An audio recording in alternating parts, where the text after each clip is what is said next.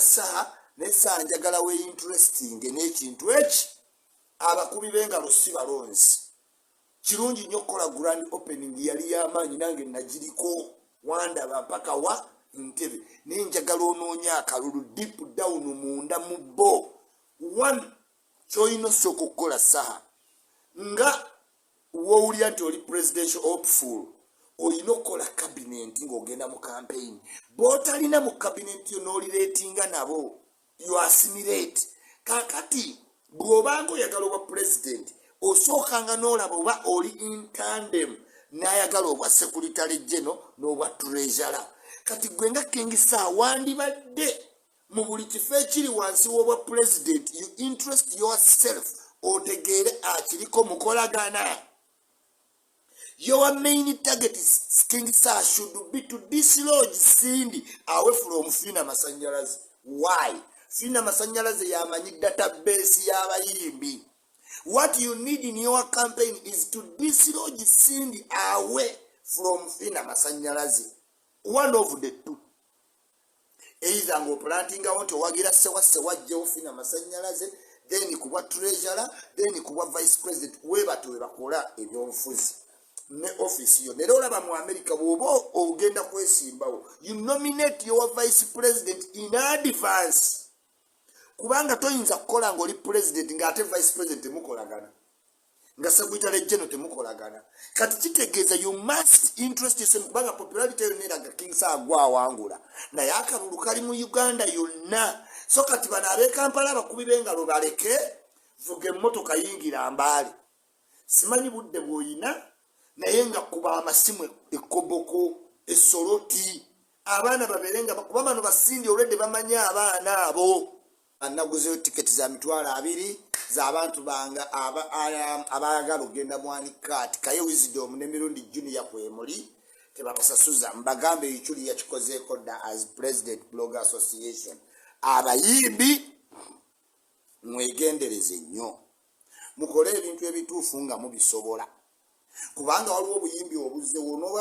oli muyimbi ng'oddugala nebyoyimba tebitegerekeka waliwo obwana kana ke nasanza obakayita buno obulongo bayita bananas simanyi bananas bannanga obwana obwo obutuukako engeri gye kali simple humble disciplined kalabika bulungi kayimba bulungi kati gwe omuyimbi addugala oli mu buzibu kubanga buno obwana bu bananas music atambula ne image music atambula n'abayimbi abalabika obulungi kati gwe omuyimbi addugala nga n'ebiyimba byo tebinyuma weegendereza obwo obwana buyimba Oluganda ekisooka bweru nnyo omuntu kizibolowooza oba bamanyi Oluganda bwe boogera Oluganda kikwewuunyisa kati we bayimba ate obeera osemererwa kati obanayinas mu kulabika obulungi okwerabirira okuyimba obulungi abo abayimbi be baddako corporate company gwesobola okukwata nemuteeka ku billboard naye osibye ebintu ntu oyambadde gantuntu teri muntu yenna ajja kukutwala serious abayimbi mwegendereze music abeewo naye ne image giteekeko seriousness kati olaba Henry Sali just using azze okwesimbawo ng'omuweerawo akalulu because the outlook image kikulu nnyo asomye alabika bulungi ali humble ali disciplined kagamba lwaki nga simuwa kaki kalulu oyo nno omuntu bw'atyo bwe tuyinza okugamba bannange music addakawo waagenda naye gana okwetegeka ng'oli muyimbi ojja maliriza ng'ogudde anti endabika oyimba bulungi naye nga kati ng'oyo omuvubuka omwana omuto ayimba akayimba akatambula ke yabbe mu kaawizo bw'omutunuuli olaba nga n'enjala emuluma naye nga akalobooza alina kalungi kati image eyo yeetaaga bigging up wet omuntu asobole okugjamu ekyamakulu munnange abantu mwenna abaasala akatambi ka Jamisi nti muvuma muwulira mutya muwulira mutya mwali mumanyi muwangudde bambi toyinza kuwangulamu ebyo nze n'Ajamisi setuli nnyo ku ssente oyinza olowooza mbogenda mugaba ebintu kubanga tumwagalako ssente simwagalako ssente ate ssente yampaze nina kampani gye yankolera kati golowooza nti omudifendinga nti bw'onookola vidiyo osale ti isima avumya Jamisi kinaakuyamba nga kyakusaze tewandabye nakivubo nkotidde awo Lubonge yakakunyize gwoyina akaunti yange enkadde ogenda osalamu mu vidiyo ng'olaba nupu njiri bukiika kati nno kankubulyako tekakoze ajamisi mwana muto ebyabimanyi senga yabadde bano baminisita abakadde yandibadde yaligayo mwana nanvuma ajamisi ebyabimanyi bebye kati ako kabasala mwanyiga mwayiya byagaana munnakivubo gyendi nnyo kwa jamisi empaya kwendi nnyo toyinza kunzijako buuza tiyamale ekisaawe tukimaze mwayogera bingi ate tugenda funako nezi contract nga ffe tuyina cleaning company ezikirongoosa kyaffe beera ne mukwano gwayina ekisaawe ab'ennugu olyoka obalabe bwe beesomba naye newe muba mwagala muti olaba twamugamba yali ayagala kiba wambo mu kituumi erinnya netumugaa nedda kino ekisaawe bakiyita Yanga Dangote Stadium nakkiriza okumanya oli twamugamba buli luguudo oluyita muno baluyita Amisi Road genda nakivuba olabe Amisi neno Kampala Road yonna tujja twalayo mutwerijjeko on risk olaba yangambye eri ng'ogenda kweweno bagenda yitawo yikyulire nze nve ku muntu ampadde n'erinnya ly'oluguudo nzije mbeere naawe nkuwagire nga nkuwagira ku ki musiraamu muto nze nve ku musiraamu ate mpagire ggwe nze nve ku mwana omusiraamu kati najamisi newe bakeera ng'ekintu ddala yakiziza zeisima sikkiriza ŋŋaanirawo that's royalty nkugambye nze wenkomitinga omulundi gumu tyembwe enkambwe ziruma ezinakusanga ng'owalampa nojja mwenna abaali bamukolako blackmail nga mukola busitole nti muddukeyo abawe ssente twabiggalawo ne bwoleeta blackmail tugiyimiriramu tetukyakkiriza tumugamba n'omugamba lekerawo abantu ssente ziweffe nze nnyini mba mugato abantu bakeera wali simanyi buwunga nangamba bawo obuwunga bawo omuceere oyo muweeyo oyo muwe kino nimugamba aja abantu tebasiima tobawa wanze bakaki yasiini waffe tawulira ate olusowe sente ze tomunenya neffe twamugamba ddalekerawo yamba abannayuganda tebasiima yamba ffe mikwano gyo tweyagale tunyumirwe tawulira jamisi era asigalayo simanyi oyo muwe butto simanyi muwe emiceere abeeri batwalire kino isimaino ista bantu bawe nyunga aji tawulira jamisi twamugaana dda toddamu kuyamba abaleke olaba Yesu yabalekawo nabbi yabalekawo gwani wallahi Yesu kyaliko yakolerera jjana Uganda atiraja gamaisima kino kyaggwanga sikyamisi nze amisi Katonda yansitula yamala simanyi nokukolera eggwanga ne mwana esinga nkwata ku ssente zo siwaako muntu n'omu abawooza mbu ssente za genomuwoozi it's okay nze nange siyinza gaana ssente kati wabanga genomuwoozi asobola okugamba zimba ennyumba eba mumanyago ozimba ebizimbe bibe mumanyago ogabe ssente nange omuntu waatyo munoonya ne waba Museveni nga bintu byonna ngenda zimba mamotoka nvuge ngabe nsente nkozese nga wenjagala naye nga zizoka gutwagala bakumanyi mpita bambi mpita nkubeerere mu ssente zo nzikozese nzinyumirwe gweokuba nga mu logikiyo olaba kisoboka bannange mpita omuntu watwemuwuliranga ekyo limumpite nti ayagala mbe ne ssente ze nzimbe mansion nzimbe ebizimbe nvuga amamotoka ag'ebbeeyi nyamba abantu ngende emakka nkole buli kyenjagala naye nga zize obusiru buli ku bantu bannuupu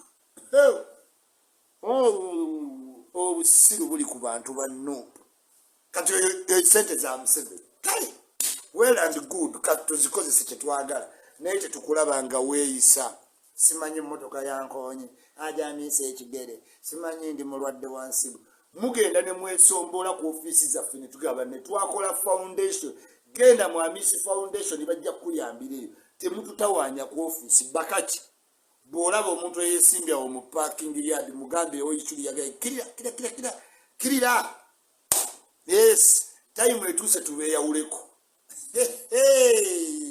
we connecting bulungi bane mukwano gwayina amaato oba toyina lya bane mukwano gwayina akedi oba toyina akedi bane mukwano gwayina ekisaawe oba toyina kisaawe beera wampisa ebisigadde bijja kwekola.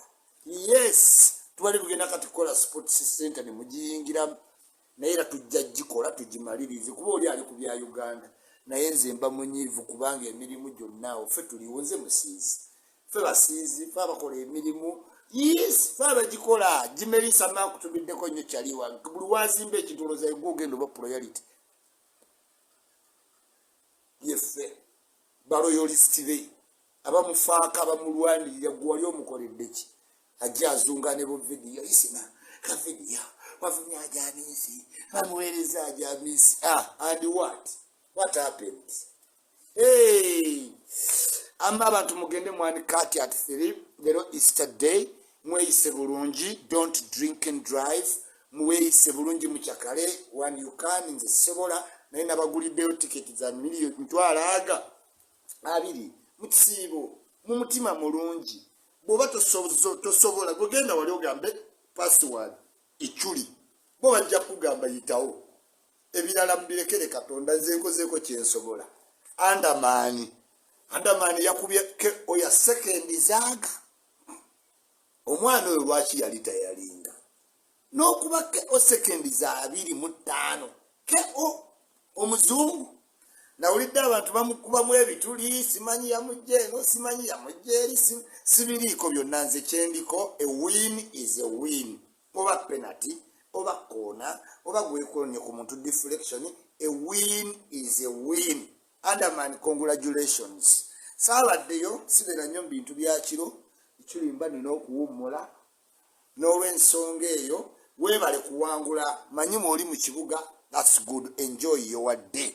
Abantu b'e Masaka nga 11 Septemba babaleetedde omwoleso yowawana nonole Farida Nakaziwe opera wa Uganda nga teri mulala abaali bamwesimbako ne mu kibuga badduka kati akuyise mwoleso ng'oli muva Masaka Chosen Beki Walukaga simanyi Molini Nantume Misaki webuwaate Jizabafana Kenzo mwenna ab'e Masaka mujje mwetiri boose mwegajjungire wali mu cricket oval nga mwolesa munoonya sente zinateeka Masaka dustbin tusobole obbakyalira nze sigenda Masaka kolayo ki kubanga temulina dustbin I can't come to Masaka ashibale Katono nsonyiwa I want to visit your home ozimbye amaka g'amaanyi wane Ssenyange teri agasuubira balowooza Olutalo wangako one man ashibale Kato big up on yourself kakati muzimbe dustbin tusobole okujja ab'e Kampala tubakyalire mubenga otulina otusula ebisasiro Farida Nakaziwe abayise nga 11 Septemba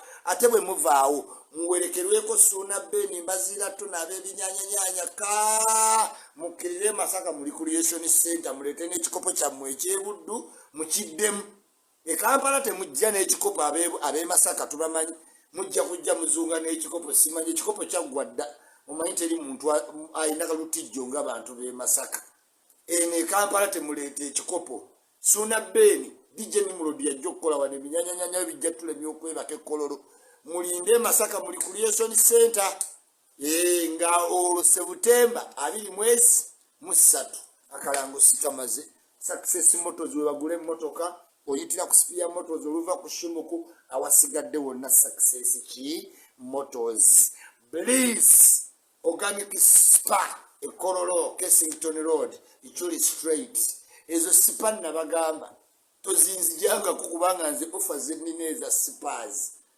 nina Doni Spa sinagenda naye ate nina kati Bliss pure Bliss essanyu eryenjawulo kololo nzongo bakalango nga kano kagenda kajja people favorite Ichuli all the way muli mutya bugenda ku Bliss Spa Ekololo Kensington wotuka kuna engine awo ku Lugogo bypass yambuka katono nyaawo obeera ku Bliss Spa Organic bakunyiga omubiri bagujjamu ebintu skulabo biki yonna twakyusa address kati tuli Kololo straight Ichuli muli mutya mujje baleka emirimu leero Easter muyite ku bantu nange mumpite mpozi ndi mu kisiibo mumpite ku 12 nzije tusibulukuke tulabagane tunyumyemu. Yes, enkuba etonnya musanyalaze gokwegali naye enkuba etonnya everywhere yampulira coldness. Muli mutya? Kololo gyendi nadda kololo saagala kubanga ate jjaamu Kensington kololo wenkolera spakat mbeerawo ne kyali wange bulunoke all the way. Abayimbi mbalabudde ku buvubuka bwe bayita banainazi. Buvubuka bwe buyimba bulungi ate bulabika bulungi buli traveled ate nga buli down to earth. Omuntu bw'atyo mwegendereze ng'ayingidde mu industry. Team King Saha, Team Cindy. Team King Saha, Team Cindy. Nayogedde ne Fina Masanyalaze jjo ku TV. I can confess. Fina Masanyalaze tageti ye tekyaliwuma. Ayagala fuuka MP. Era yonna gye bamuzaala mwegendereza akaza. Kali attitude kayiza ebintu bunnange ebya leadership kayogera ebintu ebiri very very sensible. Mpulidde abayimbi bangi aboogera ku music industry. I can testify nti Fina Masanyalaze has deep intention ate nga ali ready to commit. Omanyi omulimu gw'ofiisi gwonna oyinza ogupapira naye bannange awa 9 tezituulika mu kifo kimu kiti nze waliwo omulimu gwe sitasobola gwa CID. Bannange abaana ba CID bawandiika dot ku dot ogwo mulimu sigusobola. Naye Fina Masanyalaze bw'omutunuulira even the setup gy'alina akulaga nti ali committed nnyo ku music industry. She must have seen far. Muno mwazumbidde mu bajjeno n'ebitongole kayizeemu ebintu eby'amagezi. Cindy yesimuulirako nga nnyonnyola mpagira Saha ne Saha njagala we interesting n'ekintu eki abakubi b'engalo si balonzi. Kirungi nnyo okukola grand opening yali y'amaanyi nange nagiriko wandaba mpaka wa Ntebe naye njagala onoonya akalulu deep down munda mu bo. One ky'olina osooka okukola Saha nga woowulira nti oli presidential hopeful olina okukola cabinet ng'ogenda mu campaign. Bw'otalina mu cabinet yo n'olireetinga nabo you assimilate. Kakati bw'obanga oyagala obwa president osookanga n'olaba oba oli in tandem n'ayagala obwa secretary general n'obwa treasurer. Kati gwe nga King Saha wandibadde mu buli kifo ekiri wansi w'obwa president you interest yourself otegeere akiriko mukolagana. Your main target is King Saha should be to dislodge Cindy away from Fina Masanyalaze. Why?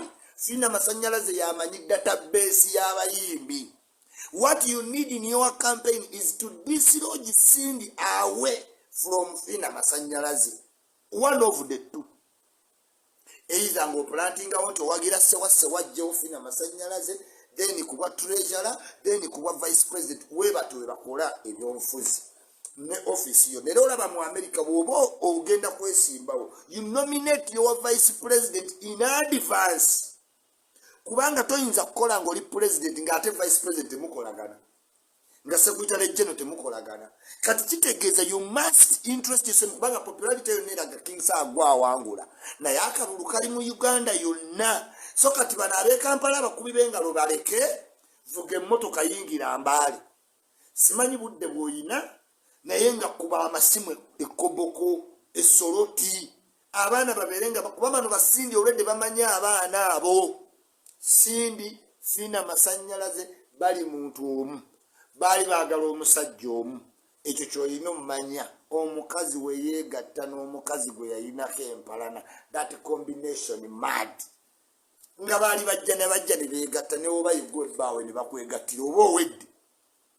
N'olw'ensonga eyo King Saha ne management yonna ne campaign team tunoonye baani abo boogenda okukola nabo. Ogenda kukola ne Fina Masanyalaze onookola ne Henrik Sali nga vice ng'ate olwo byonna obyetaaga mweno very short period of time.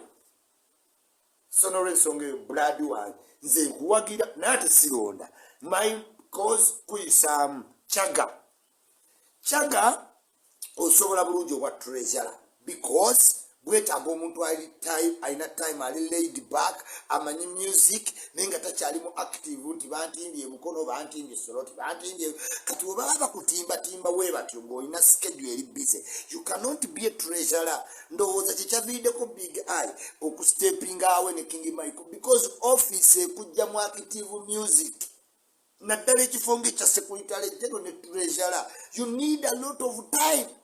Toyinza kubanga okyakompitinga n'abalala bakubukinza America, Geneva, simanyi ate ng'oyagala bwa treasure kitegeeza forward and backward linkages.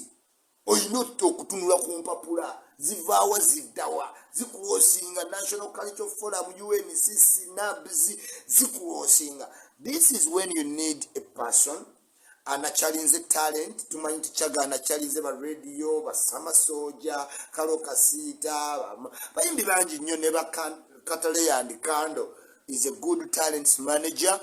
He are laid back asobola okufollowing boy akini kubate mu live ino asobola following bulungi nnyo kyekigenda Maaso. The only problem chago ino olekerawo nnyo emisana mutuntu every time abantu bajja lowoozo jja nnyo sente zaki za association ate nga tewali. Beer is your choice but oyina omunywa mu time entuufu weto wenagamba kamiliyoni ng'ayagala obwa meeya toyina nnyo sigala mu bantu ne whisky toyina beera mu mabaala ne bimulema kubanga ali addicted obwa meeya n'abwesonyiwa nadda ku muziki big up general kakati chaga oyina okukendeeza eyo ennyo gy'onywamu beer eya laxity n'omunywa ku musanvu n'omunywa ku ttaano n'omunywa ku nnya. It is suspicious in governance lineage.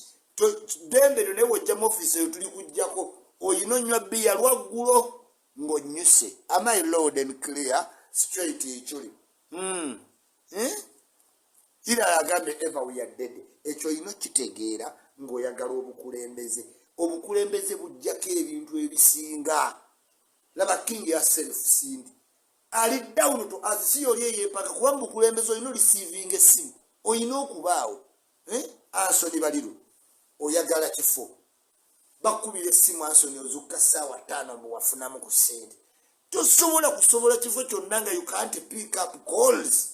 Nze ikyuli fe tusobola emirimu gy'ofiisi. I wake up very early nzukka ssaawa 9 nensaba Katonda nebeerawo ne tasubiyaati yange nenyinda essaawa emwewere until then tosobola kuba nga gwe atasobola zuka atoyagala bwa time keeper.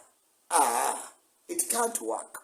Ekirala kigendewa abayimbi abanene okwesimbawo okubaawo abayimbi abanene ne distance yourself away from leadership.